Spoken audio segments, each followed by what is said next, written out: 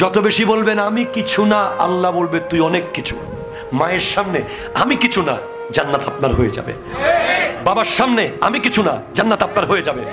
উস্তাদের সামনে আমি কিছু না, ইলম আপনার হয়ে যাবে। হুজুরের সামনে আমি কিছু না, ইবাদত আপনার হয়ে যাবে। দুনিয়ার সামনে আমি কিছু না, দুনিয়া আপনার হয়ে যাবে।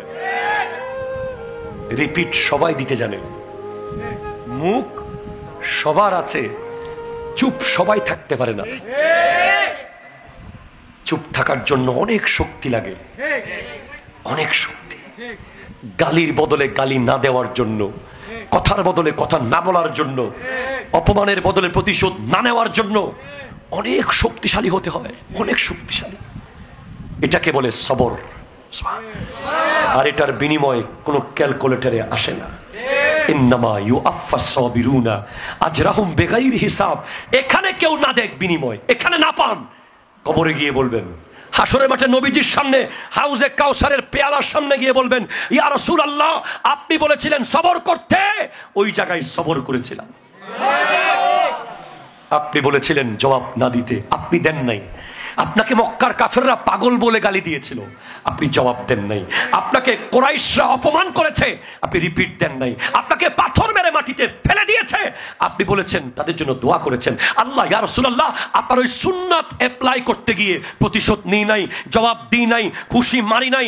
শক্তি ছিল, জোয়ার মারি নাই, পাওয়ার ছিল, ক্ষমতা ছিল, দেখাই নাই। বিনিময়ে কি দিবেন? না, নিয়ে যা, হাউজে কাউসার নিয়ে যা। এই হাই হাই, বাস লাস্ট একটা হলো আল্লাহর ভয়, নবীর প্রেম। 3 নম্বরে বলেছি অহংকার মুক্ত জীবন। 4 নম্বরে হলো এনকারেজমেন্ট। প্রজন্মকে উৎসাহ দিতে হবে। আমাদের প্রজন্মকে আমরা উৎসাহ দিতে পারি না। একটা ছেলে হালাল ভাবে সে বাদামের দোকান দিয়েছে, আমরা তাকে টিটকারি মারি। এটা ছেলে পানের দোকান দিয়েছে, সে চুরি না করে সে চাচ্ছে কিছু একটা করবে, আমরা তাকে বলি যে অমুকের ছেলে তো শেষ।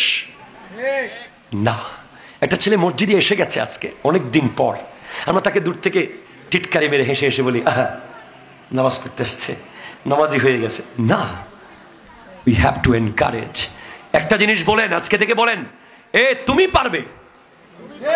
বলেন বলেন, তুমি পারবে, তুমি পারবে। একটা ছেলে আজান দিতে চায়, বলেন তুমি দাও, আজান হবে একদিন একদিন। একটা ছেলে মসজিদে গিয়ে সামনের কাতারে দাঁড়াতে চায়, তাকে ধাক্কা দিয়ে পেছনে নেবেন না, বলে তুমি পারবে নামাজ পড়তে ইনশাআল্লাহ একদিন।